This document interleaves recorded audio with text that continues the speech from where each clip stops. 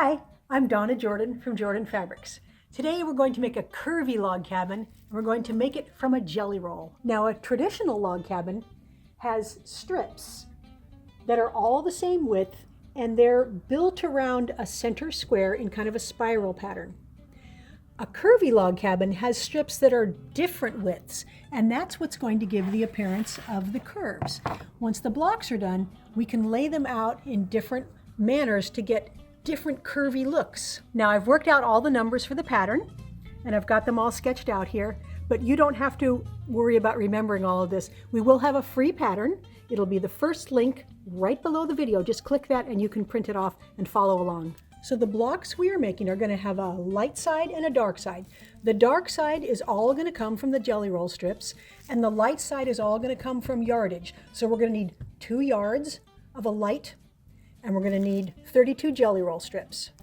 Now, we do want to make sure that we have enough contrast between our strips, our dark strips here, and the light side. So some of these strips are too light, so I'm going to pull those out and not use them. We only need 32, so we could actually pull out 8 of these really light ones, and we'll set those aside. I may use those for binding, or I may use them in another project. Now, here's what we're going to do to subcut all of these strips. I've separated the strips into 2 piles. I've got 16 here and 16 here. So for this stack, I'm going to open up each strip, and I'm going to cut 12.5, 9.5, 6.5, 3.5, and 2.5. Then for this stack, I'm going to open them up and get this, this, this, and this. So then I'll have 16 of each size piece that we need.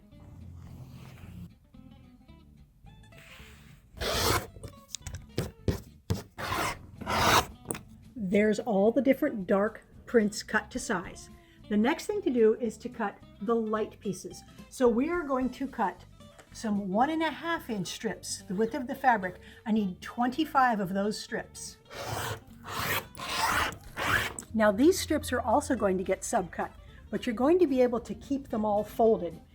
There's a lot of different sizes here, so if you're going to make this at home, you're definitely going to want to print off the free pattern before you cut. Now that all the pieces are cut out, all we need is 1 of every piece to make our first block. Now we'll start with the center square and the first 2 lights. So this will go on here, and then that will fit on there exactly. And I like to press all of the seams away from the center. So I'm just going to finger press it just a little bit. Now this piece is going to fit exactly on there. So we'll get that guy stitched on, and again, finger press away from the center. Now the next pieces that are going to go on are the next 2 darks. So those are going to go on there and there. And again, every time you add a piece, the next piece is going to fit on just exactly the right size.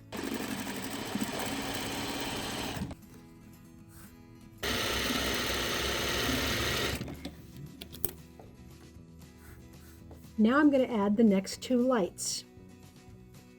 You can start to see the patchwork building bigger and bigger here.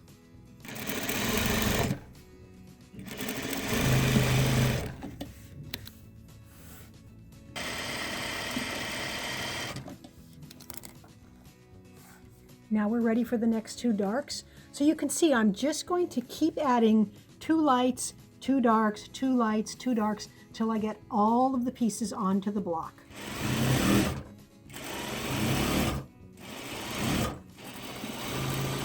So I'm coming up here on my very last dark piece, which will be right here. And the blocks just build quite rapidly, very satisfying to make, and I don't iron any of the pieces until I get the whole block done. It's actually easier to iron it once all the patchwork is stitched together. So now you're starting to see here the dark patchwork curving a little. So I'm going to go ahead and make all of the other blocks and get them all ironed nice and flat. I have all 16 blocks done, and now comes the fun part. We get to lay these out, and there's a lot of options for laying these blocks out. So the first one I'm going to do is going to be kind of a serpentine pattern. Now you can see this pattern wavering through. So we've got two wavy lines going through, and because that patchwork is big and small, it gives a nice curvy look. Now this option has 4 big circles, and that's very pleasing too. It's nice and balanced. Now for the next option, I only have to change 4 of the blocks. So these 4 here, if I just flip them around, we're going to get a completely different pattern. So this makes the pattern have a central motif right in the middle.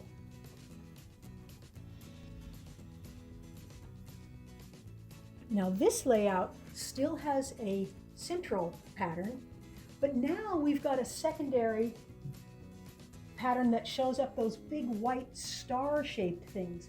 So I think I'm going to go with this one. Now I like this one a little better than all the others, but I liked all of them. I really had a hard time deciding which way to lay out the blocks. So I'd like to hear which one you like the best. So leave a comment below and let me know which layout was your favorite. Now that the quilt is on the machine, I get to pick a thread color. I really thought I was going to use the solid cream because I don't want the quilting to show much in this area here. And the cream, it's not going to show at all. And it's not going to show very much in the colored sections. I was thinking that the quilt was pink the whole time I was sewing it, but now that it's all together, it's really kind of a coral color. It's not a true pink, it's more of an orangey color. So that one matches perfectly. It shows up a little bit in the light area. This is another option. It's pretty pale, it doesn't show up much. Now the actual pink thread, that one barely shows there. And it's not going to show in the dark areas also, so I'm going to go with the pink. For the quilting pattern, I'm going to use the paisley feather. It looks almost like flower petals there, and I love the paisley in it. And there's paisleys in the prints that are in the quilt, so this one will be just perfect.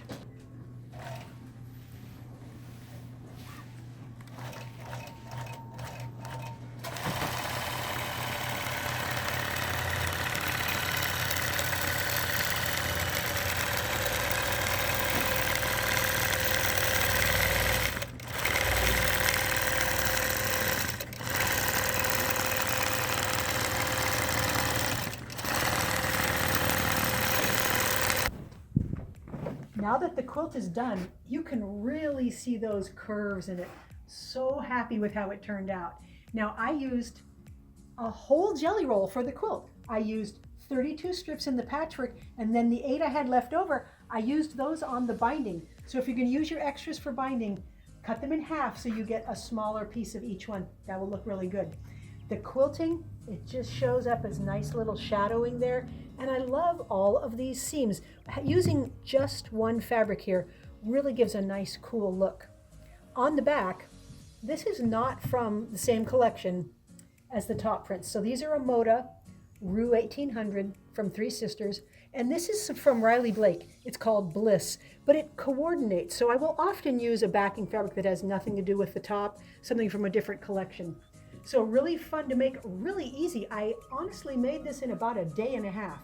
Now, if you want to make a bigger quilt, it's pretty easy because each block took the equivalent of 2 jelly roll strips. So if you want to use 2 jelly rolls with 80 strips, you can make a lot more blocks. Then you have more options for turning the blocks around and getting nice secondary patterns. Thanks for watching our tutorial today on how to make the curvy log cabin from a jelly roll. I hope you enjoyed it. Now we're going to have another giveaway. This is a quilt called Chasing Windmills. Here, I've got it sideways. We did a video to show how to make this. It's a really fun quilt to make, but today you can win it. So go to the link below the video that says giveaway and put in your email address and your name. And remember, I can send this to any address in the world. Good luck. Now, if you like our videos and you want to support us, the best thing you can do is subscribe to our YouTube channel. That would really help us out. Happy quilting!